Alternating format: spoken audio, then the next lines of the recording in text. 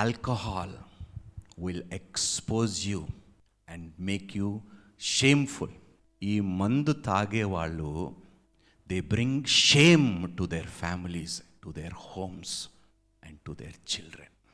ఈ మందు తాగేవారు వారు ఏమి చేస్తున్నారో, ఎలా మాట్లాడుతున్నారో, ఎలా ప్రవర్తిస్తున్నారో అంతా అయిపోయిన తర్వాత సిగ్గుపడతారు. సిగ్గులేనోళ్ళు ఐ విల్ బీ ఎక్స్పోజ్డ్, సిగ్గు లేకుండా నేను ప్రవర్తిస్తానే అని ఆలోచిస్తే వాడు మర్యాదను, వారి మానాన్ని కాపాడుకుంటాడు. నోవాహు పోయి ద్రాక్ష తోట వేశాడు, తాగి వస్త్రహీనుడయ్యాడు, ఒళ్ళు తెలియకుండా.